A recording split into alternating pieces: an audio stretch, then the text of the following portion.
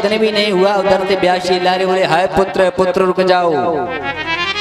आज ये जानते बोले अगर हम इनकी माया के चक्कर में फंस गए, अच्छा माया कहाँ से पकड़ती है? बोले माता और पिता से ही माया पकड़ लेती है। लेकिन वो नहीं रुके, तब तक नारद जी मिल गए। नारद जी ने रोक दिया, बोले व्यास जी आप रोक हो रहे, परेशान क्यों हो रहे हो? उन्होंने कहा कि मैं अपने बालक के लिए परेशान हो रहा हूँ। अच्छा व्यास जी ने कहा, व्यास जी से नारद जी ने कहा, बोले व्यास जी मेरी माता मर गई, मैं कभी नहीं रोया। व्यास जी से प्रश्न, तुम्हारी माता मर गई? बोले सुनो व्यास जी, अरे कैसा रोना और क्यों रोना, ये तो मतलब का रोना है। और क्या तुमको ये मालूम नहीं, ये हाल सभी का होना है। तो मालूम नहीं ये हाल सभी का होना है, तो मालूम नहीं ये हाल सभी का हो। बोले क्यों रोना, कैसा रोना, ये तो व्यर्थ का रोना है। क्या तुमको ये मालूम नहीं ये हाल सभी का होना है? बोले जो आया है वो जाएगा, कोई तुम्हारा नहीं है। बोले मेरे यहाँ पर एक बार संत है, नारद जी ने अपने पूर्व जन्म की कथा सुनाई। बोले मैं एक दादी का पुत्र था ब्राह्मण के घर से। एक बार संत मेरे गांव में आए, संतों ने निवास किया, मुझको उनकी सेवा में लगाया गया। बोले जब मुझको उनकी सेवा में लगाया गया तो मुझको उनके साथ में रहने में बड़ी रुचि लगी। मैं भगवान का भजन करने लगा, पूजन करने लगा। जब वो संत जाने लगे तो मैंने उनका पैर को पकड़ के निवेदन किया, महाराज मुझे भी ले आइए।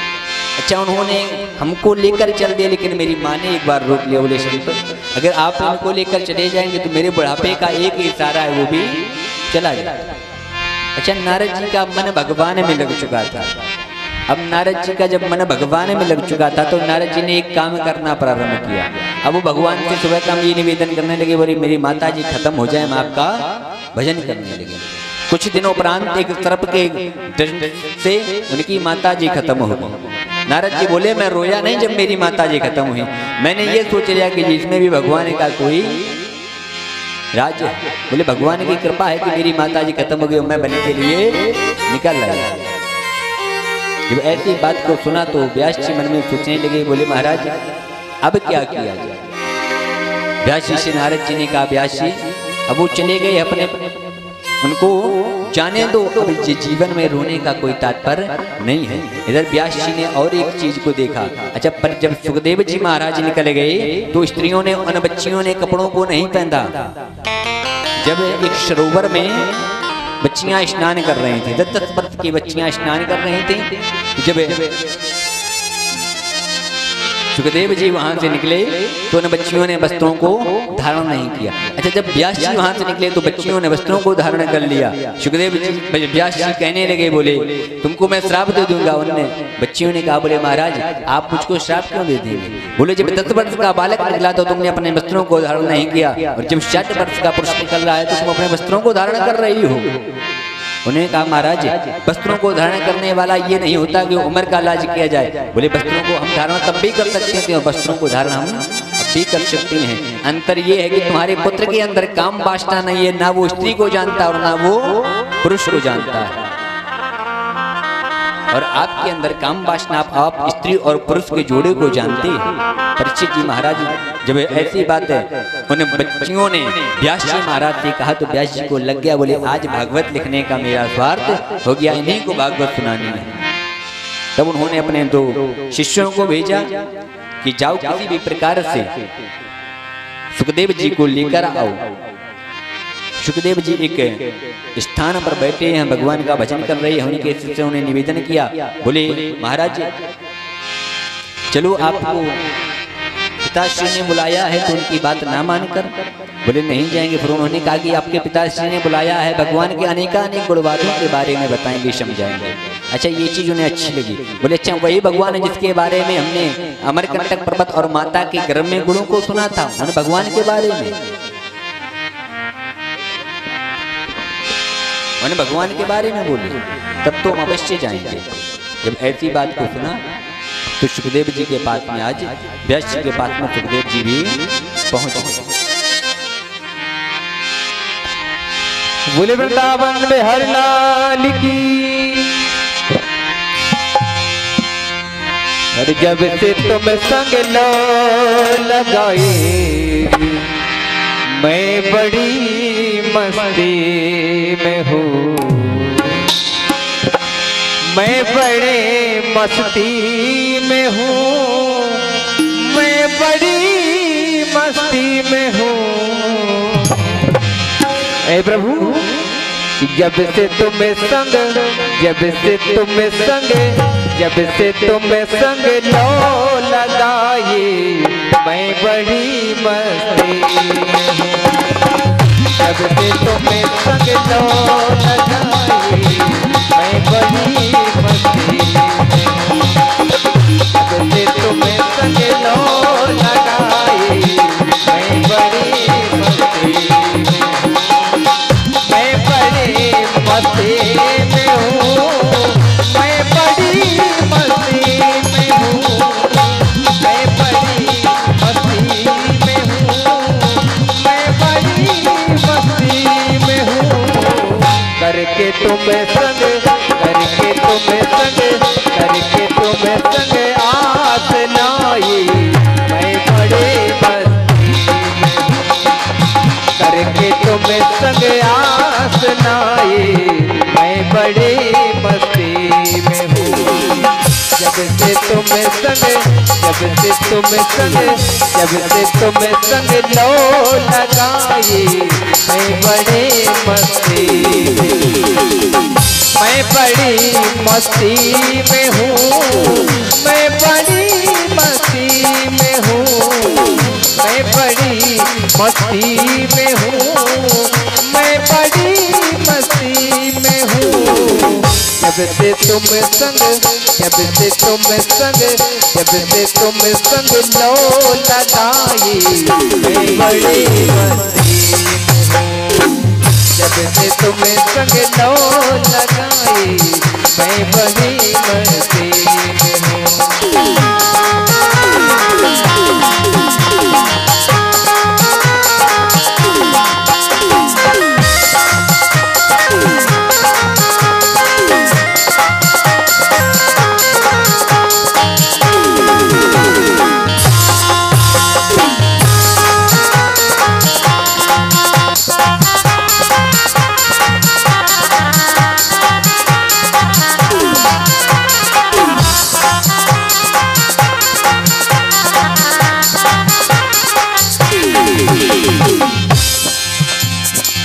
छा गई आँखों में, छा गई आँखों में दिल में बस तेरी दीवानगी, बस तेरी दीवानगी, बस तेरी दीवानगी।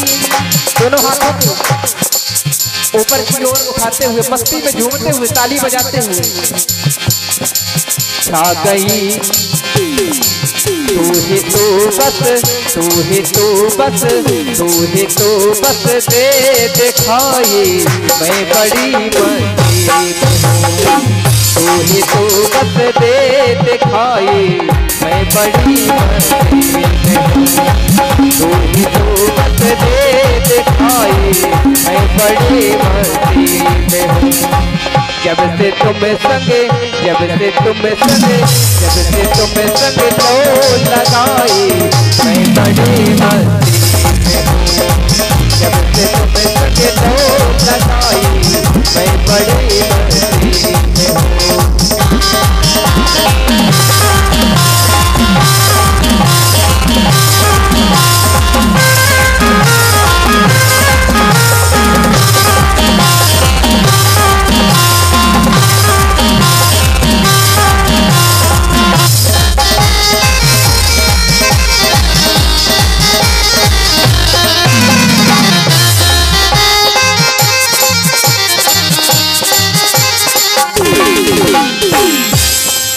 बाकी चितवन सांवरी मन मोहनी सूरत तेरी, मन मोहनी सूरत तेरी, मन मोहनी सूरत तेरी। बाकी चितवन सांवरी मन मोहनी सूरत तेरी, मन मोहनी सूरत तेरी। जब से दिल में, जब से दिल में, जब से दिल में है समाई मैं बड़ी मस्ती में हूँ। जब से दिल में है समाई मैं बड़ी मस्ती में हूँ। जब से दिल में है समाई मैं बड़ी मस्ती में हूँ। जब से तुम संग, जब से तुम संग, जब से तुम संग तो लगाई मैं बड़ी मस्ती में हूँ। मैं बड़ी मस्ती में हूँ। मैं बड़ी मस्ती में हूँ। मैं बड़ी मस्ती। मुझे वृंदावन बिहारी लाल की राधे। बोल सद्गुरुदेव भगवान के जय। अच्छा आप लोग तालियां तो बजा ही दिया करो जब कोई गाया करे। हमें पता है आप लोगों को गाना नहीं आता। अच्छा कर हाथ कहने रखा हो वो विषय अलग नहीं, वो सुनार के यहाँ जैसे कोई चीज रखता है ऐसे आप लोग हाथ अपने घर पे रखाते हो तो कोई बात नहीं, मत बजाओ, बता दिया करो हाथ कहने रखे। हाँ कम से कम हाथ तो बजा ही दिया करो। एक तो आप लोग ना तो जय बोलो, हम जैसा कहने वाला और आप जैसा सुनने वाला, ना जय बोलना है ना ताली बजाना है। बोली वृंदावन बिहारी लाल के। हाँ कम से कम 2-4 लोग हैं उनकी आवाज तो आई। हाँ तुम लोग कथा सुन रहे थे, जब प्रश्न कर दिया बोले महाराज जब कथा सुना दी सुखदेव महाराज को तो आज व्यास जी को मन में संतोष आ गया। बोले अब मेरा भागवत जी को लिखना स्वार्थ हुआ, निस्वार्थ नहीं हुआ, क्योंकि हमने एक ब्रह्म को कथा सुनाई है। अब एक ब्रह्म दूसरे ब्रह्म को कथा सुनाएगा। ऋषियों ने प्रश्न कर दिया पुनः व्यास जी से, बोले व्यास जी महाराज हमें अब आप ये बताइए कि परीक्षित जी का जन्म कैसे हुआ, परीक्षित जी को श्राप कैसे लगा, इस बारे में मुझे बतलाने की कृपा करें।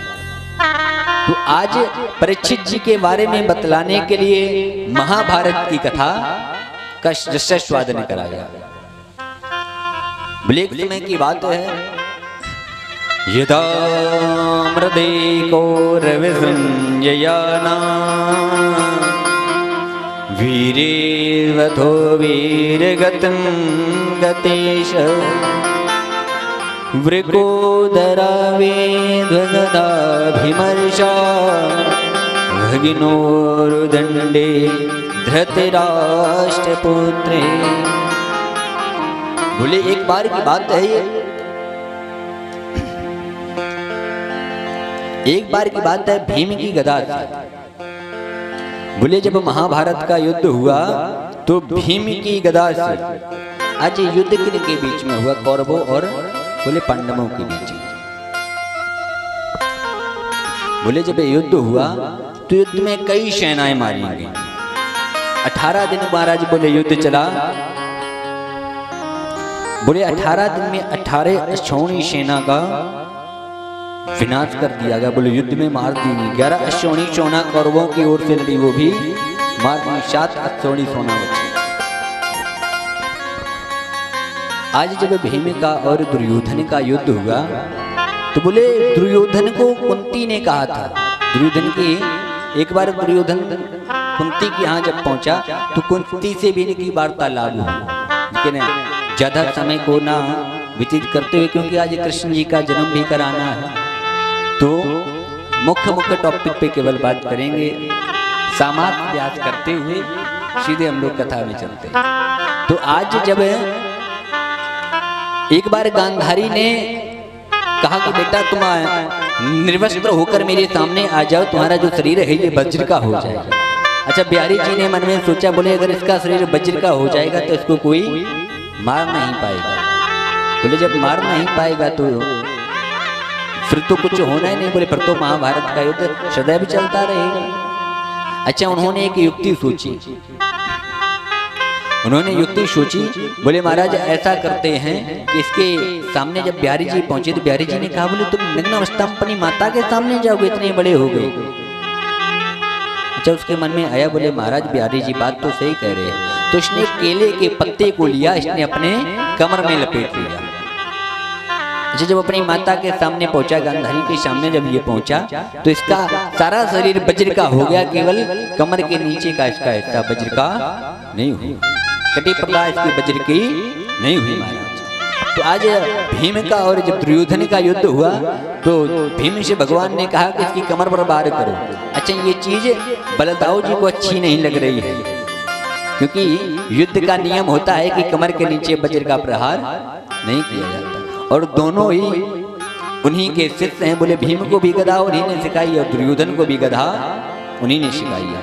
क्योंकि गुरु के सामने दो चेले लड़ रहे हो तो गुरु को अच्छा नहीं लगेगा। बिहारी जी ने कहा बोले भैया तुम अपना मुख उधर कर लो, क्योंकि ये तो चालबाज शुरू से रहे हैं। बोले भैया आप अपना मुख उधर करो। भीम से कहा कि दुर्योधन की कमर पर आप प्रहार करो। अच्छा, जब दुर्योधन की कमर पर प्रहार किया गया तो दुर्योधन की कमर टूट गई, वो वहीं गिर पड़ा। अच्छा, सब लोग चले गए। जब सब लोग चले गए तो अश्वत्थामा आया। अश्वत्थामा आया। अश्वत्थामा ने कहा भाई क्या हुआ? अच्छा, जिसकी जैसी बुद्धि होती है वो वैसा ही काम करती है। मूर्ख व्यक्ति कभी सुधर नहीं सकता, कितना भी उसे हंसों के साथ रखा जाए। मुर्गी को हंस के साथ रखा जाए, क्या मुर्गी हंस हो जाएगी महाराज? नहीं होगी। ठीक इसी प्रकार आज द्रोणा का ये पुत्र जरूर है, इसका जो पिता थे वो महान विद्वान थे, लेकिन वो पिता के साथ रहा तो लेकिन पिता के लक्षण नहीं आ पाए। आज जब अश्वत्थामा पहुंचा दुर्योधन के पास तो बोला भैया क्या दुर्योधन की जिसकी जैसी बुद्धि होती है वो वैसा ही करता है। दुर्योधन ने अश्वत्थामा से कहा बोले अगर पांचों पांडवों में से तुम किसी एक का सिर मुझे दे दोगे तो मेरा जितना आधा राज्य मैं तुम्हें दे दूंगा। अच्छा, इसने मन में सोचा दुर्योधन तो मर ही रहा है, आधा राज ये दे देगा, जब मैं पांडवों को मार दूंगा तो आधा राज वो भी मिल जाएगा, भाई पूरी सत्ता हमारी हो जाएगी।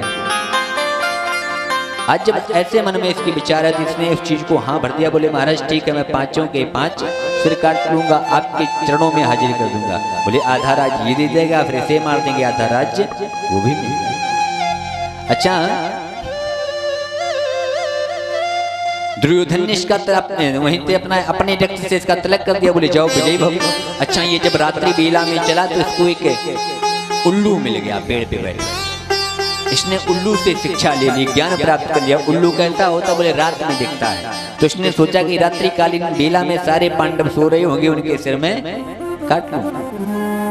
अच्छा, एक उल्लू से जब इसने शिक्षा ली, आज भगवान ने सोचा कि तब पांडवों से कहा बोले महाराज आज आप सारे लोग मेरी शिविर में विश्राम करोगे, मेरी शिविर में लेटोगे, मेरे साथ रहोगे।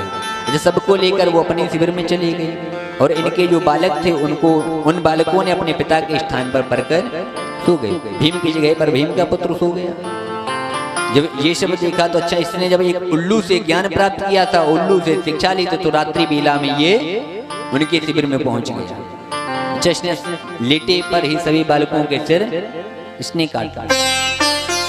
जब इसने सब बालकों के सिर काट के सारे बालकों के सिरों को एक पोटली में बांधा और दुर्योधन के पास लेकर पहुंच गया।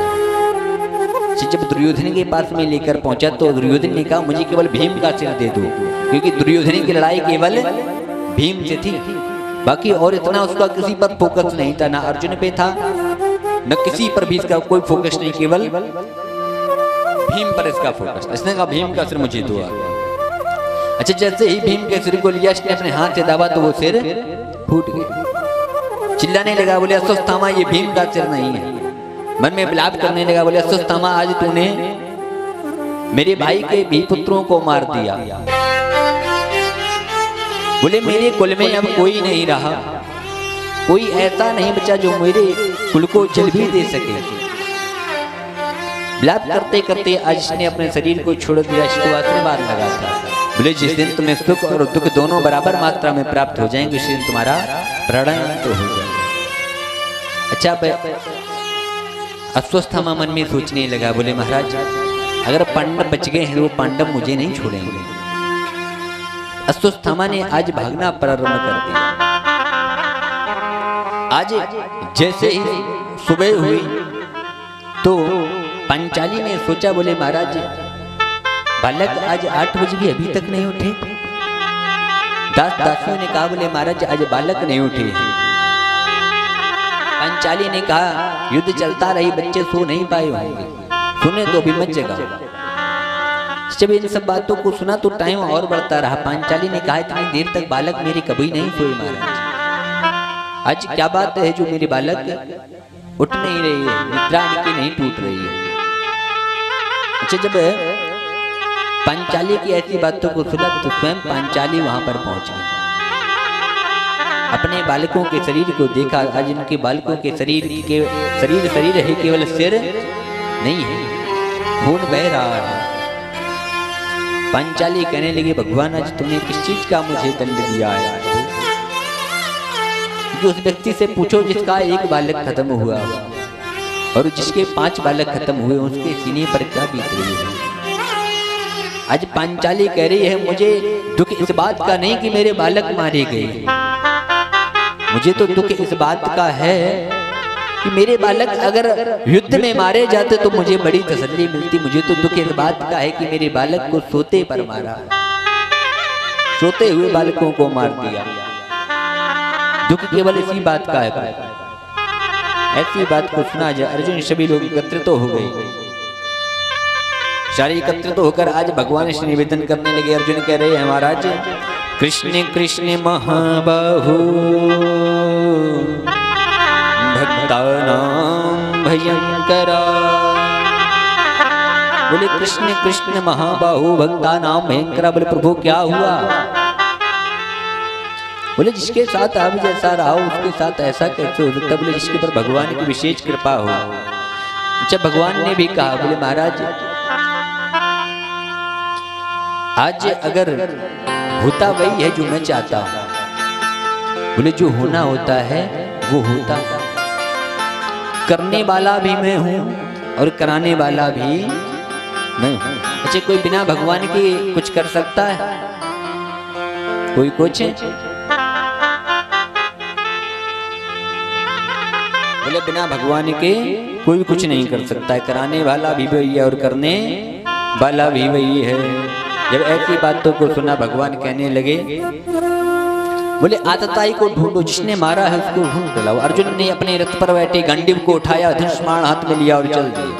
दोनों लोग ढूंढने लगे। ढूंढते ढूंढते अश्वत्थामा को अर्जुन ने पकड़ लिया। अर्जुन ने जब अश्वत्थामा को पकड़ा तो आज पांचाली के पास लेकर उसको आए और वहीं पर उसको खड़ा कर दिया। अच्छा, अर्जुन ने तलवार को निकाला। आज पांचाली कह रही हैं मुंजताम मुंजतामीश ब्राह्मणो नितरांगुरु। बोले मुंजताम के बोले छोड़ दो। बोले ब्राह्मण हमारा गुरु है पूजनीय। बोले ब्राह्मण सदैव बंदनीय है। और बोले उस बात को छोड़ दे तो तुम्हारे गुरु का पुत्र है। जब ये आता था तो तुम लोग फूल की वर्षा किया करते थे, उसके पैर धुआ करते थे, आदर सम्मान किया करते थे। बोले छोड़ दो।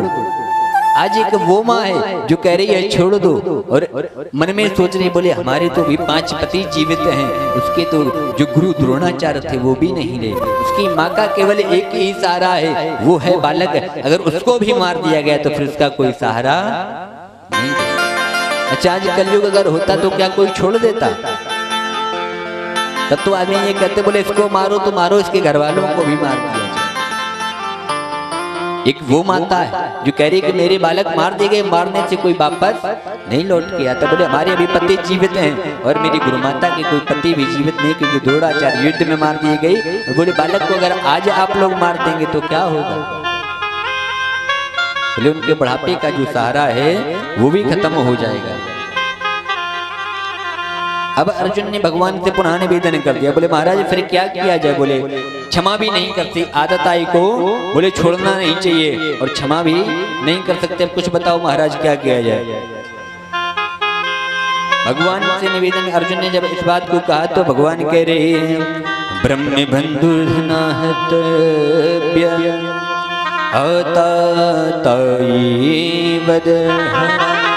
बोले आतताई को नहीं छोड़ना चाहिए, बंद करना चाहिए। और बोले ब्राह्मण को नहीं मारना चाहिए। अच्छा, अर्जुन ने कहा महाराज आप ये कहना क्या चाहते हो?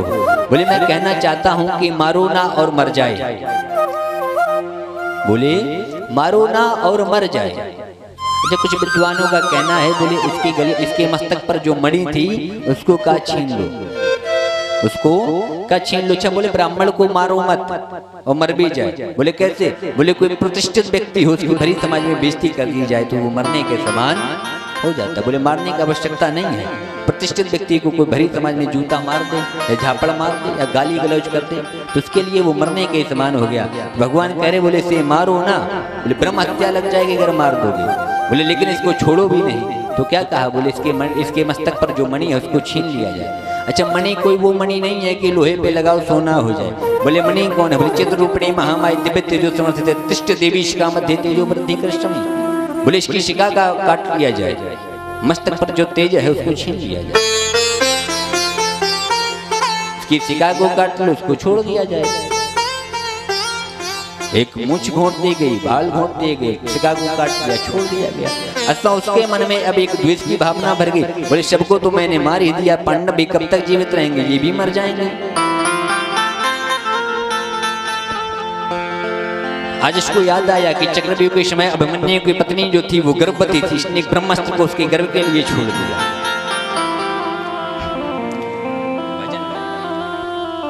बोले इसके गर्भ के लिए छोड़ दिया। जब गर्भ के लिए छोड़ दिया तो जब उत्तरा का गर्भ जलने लगा तो वो किसी के पास नहीं गई, ना अपने सास के पास गई, ना तो पांचाली जैसा उसने नहीं किया। पांचाली की जब साड़ी खींची गई तो पांचाली किसके किसके पास गई? द्रोणाचार्य वेद पितामह सभी के पास में पांचाली गई। कोई बचाने आया? बोले नहीं आया। उत्तरा के जब गर्भ जलने लगा तो उत्तरा श्री भगवान के पास में पहुंच गई। उन्होंने कहा ना सास बचा पाएंगे ना ससुर बचा पाएंगे, कोई बचाने वाला नहीं होता। उत्तरा श्री भगवान के पास में पहुंचे और कहने लगी पाहि पाहि महायुगिन देव देवी जगतपते नान्यम तद्भुजम पश्चेयत्र मृत्यु परम। बोले पाही पाही महायोगिन। बोले प्रभु मुझे बचा लीजिए, मुझे बचा लीजिए। आज प्रभु ने सोचा क्या हुआ? बोले उत्तरा तुम्हें अपनी माता के पास जाना चाहिए, सास के पास जाना चाहिए। उत्तरा ने आज बहुत ही सुंदर कहा। बोले महाराज अगर आपको छोड़कर मैं माता के पास जाऊंगी तो माता भी मुझे यही आश्वासन देगी कि तुम्हें भगवान के पास जाना चाहिए। बोले जब मुझे जाना भगवान के पास है तो मैं सास के पास क्या करूंगी?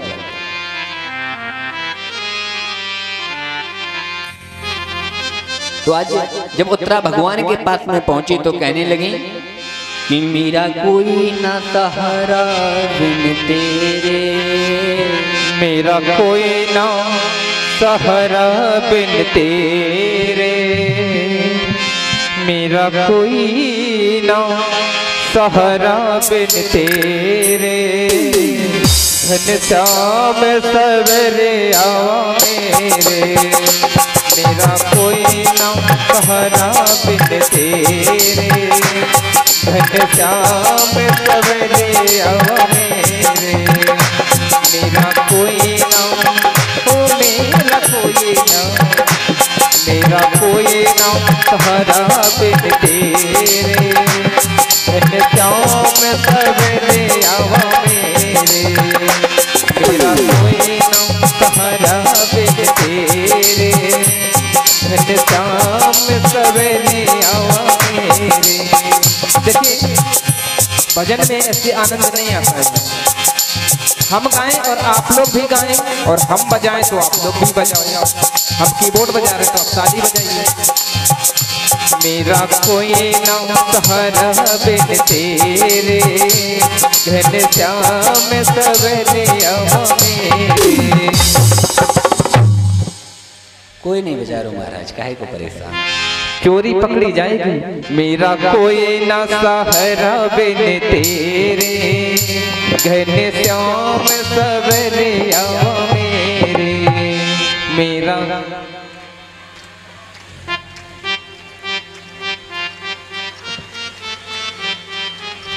ऐसे ही और मीठी मीठी तालियों के साथ। मेरा कोई ना सहारा बिन तेरे, घनश्याम सवेरे आओ मेरे। मेरा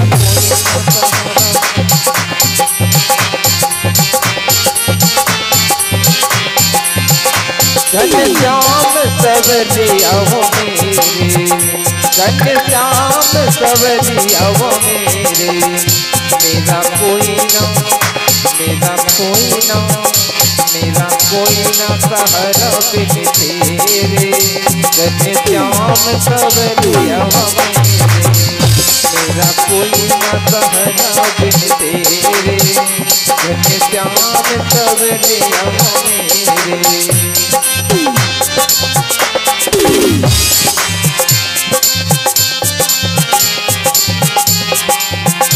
मेरे जन्म लिया जग में आया, मेरे जन्म लिया जग में आया, तेरी कृपा से ये नर तन पाया, तेरी कृपा से ये नर तन पाया।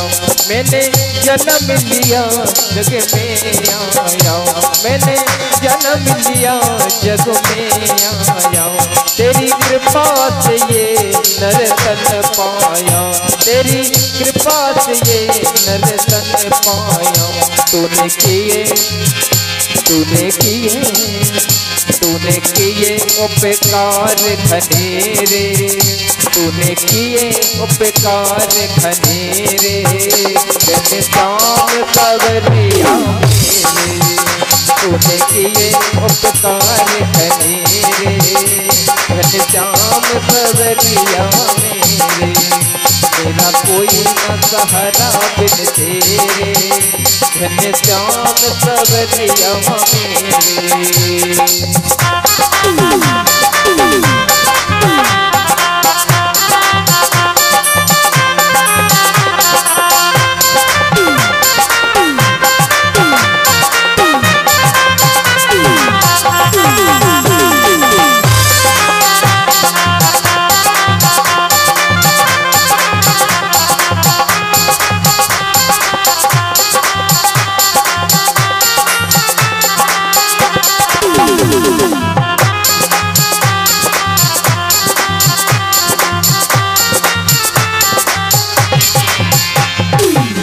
प्रभु आ जाओ, प्रभु आ जाओ, प्रभु आ जाओ, प्रभु आ जाओ।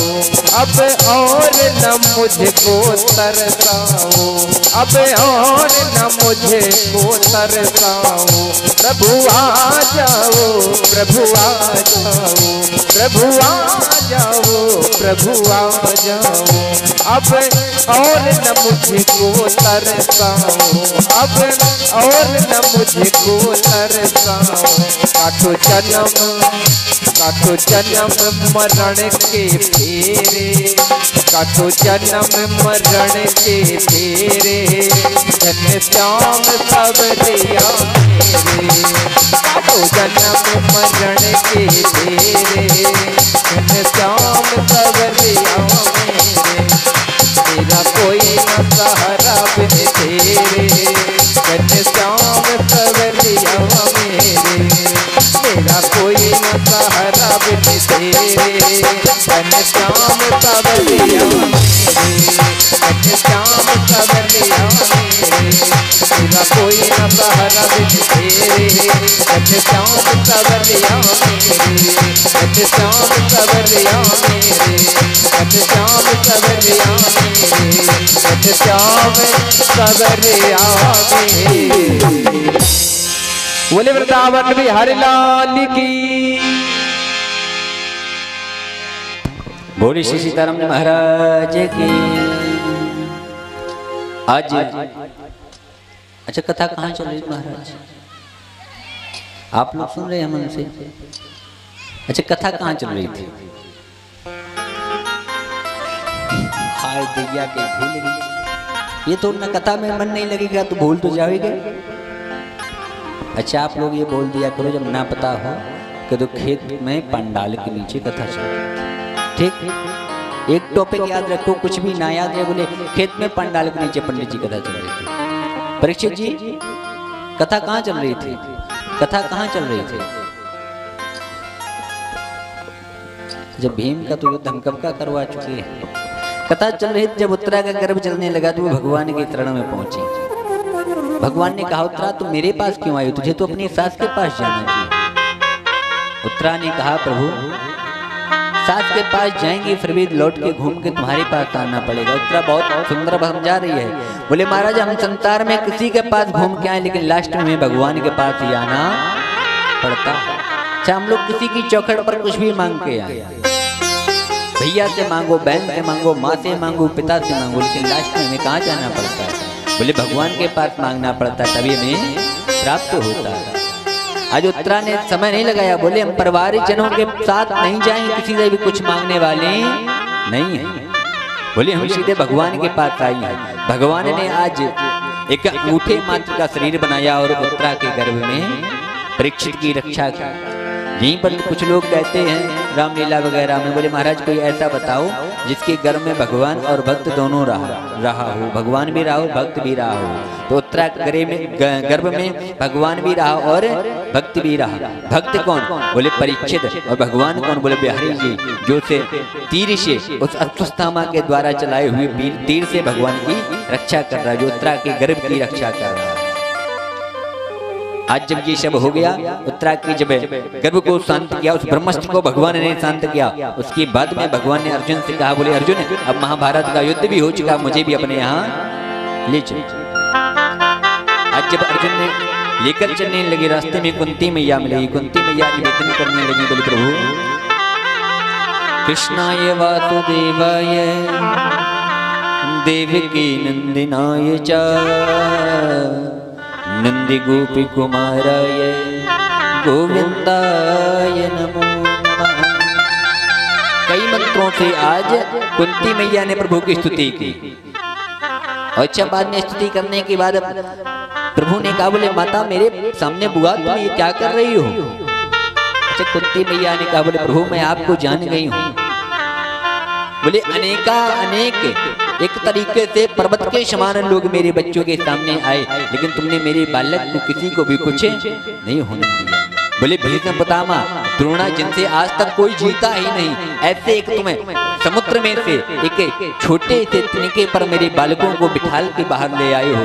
बोले ऐसी जगह मेरे बालक खड़े थे जहाँ चारों ओर जल ही जल था, आपने एक तिनके का बस सहारा मात्र बनाकर उनको बाहर ले आया। मैं जानती हूँ कृष्ण तुम भगवान हो। अच्छा तो कुंती मैया ने कहा, क्या कृष्ण इसके बदले में तुमसे कुछ मांग सकते हूँ, मुझको कुछ दोगे? भगवान ने कहा, हाँ कुंती मैया, हाँ बुआ तुम्हें जो चाहिए, आपको जो मांगना है मांग लो, मैं तुमको दे दूंगा। कुंती ने हाथ जोड़े और निवेदन करने लगी, बोली प्रभु विपिता संतो न स्वतंत्र तत्र जगत गुरु। बोले महाराज हे केशव मुझे विपिता दे दो। अच्छा ऐसा भी आज तक कोई भक्त हुआ जो भगवान से ये कहे मुझे दुख दे दो? कुंती मैया ने क्यों दुख मांगे? बोले कुंती मैया जानती हैं कि दुख में सुमरन सब करें, सुख में करे ना कोई, और जो सुख में सुमरन करे तो दुख काहे को। कुंती मैया कह रहे हैं, बोले महाराज जब तक हमारे घर में दुख रहा तब तक आप यहीं पर रहे, आज जब सुख आ गया आप जाने लगे। कुंती मैया को यह आश्वासन दिया, बोले मैया जिस दिन तुम्हें मेरी जरूरत पड़े उस दिन मैं आ जाऊंगा। आज कुंती मैया ने भी अपने प्राणों को थोड़े दिनों बाद उन्होंने भी अपने प्राणों को त्याग दिया। अर्जुन जब भगवान को लेकर गए हैं तो अर्जुन जब भगवान को लेकर गए तो भगवान ने भी अपने शरीर को छोड़ दिया। भगवान भी अंतर्धान हो गए। अच्छा जब अंतर्ध्यान हो गए 6-7 महीने हो गए, जब अर्जुन आए नहीं तो इधर युधिष्ठिर भी परेशान हो गए। बोले अर्जुन अभी तक तो 1-2 महीने से ज्यादा रुके नहीं, बोले 11 महीने हो गए अर्जुन अभी तक आए नहीं। अच्छा जब अर्जुन आए तो अर्जुन का मुखमंडल बड़ा ही कुमलाया हुआ था। युधिष्ठिर ने प्रश्न करते, बोले अर्जुन भैया क्या हुआ? अर्जुन ने निवेदन कर दिया, बोले भैया हम प्रभु को लेकर आ रहे थे, प्रभु को छोड़कर आ रहे थे। प्रभु ने कहा मैं इस धराधाम को छोड़कर जा रहा हूँ, अंतर्धान हो रहा हूँ। बोले प्रभु जब चले गए प्रभु ने मुझे एक जिम्मेदारी दी। बोले जो भी यहाँ पर गोपियाँ हैं ग्वाल बाल हैं इनको सबको अपने साथ लिए जाना। बोले भैया मैं उन ग्वाल बालों को लेकर आ रहा था। जब मैं उन ग्वाल बालों को लेकर आ रहा था तो रास्ते में कोल भील मिल गए, कोल भीलों के द्वारा गोपियाँ लूट लेंगे। बोले तो तुम्हारे पास गंडिब था, तुमने गंडिब क्यों नहीं चलाया? बोले महाराज गंडिब वो तब तक चल रहा था जब तक बिहारी जी मेरे साथ थे, उस गंडिब ने भी अपना काम नहीं किया, गंडिब हमसे नहीं चला। बोले तो कुछ संत ने बहुत ही सुंदर लिखा है। बोले समय समय की बात है समय होत बलवान और भीलन लूटी गोप का बेई अर्जुन बीबार। जो 18 सोनी सेना को बोले उन्होंने कितना घात किया, कितनी बोले 18 सोनी सोना को उन्होंने सब खत्म कर दिया। बोले फिर भी कुछ नहीं हो पाया। बोले अर्जुन ने इस बात को जब सुना सब लोग आज युधिष्ठिर समझ के बोले महाराज जब भगवान अपने धराधाम को छोड़ गए हैं तो हम सबको भी स्वर्गारोहण के जाना चाहिए। बोले राजा परीक्षित को उन्होंने राजा बना दिया।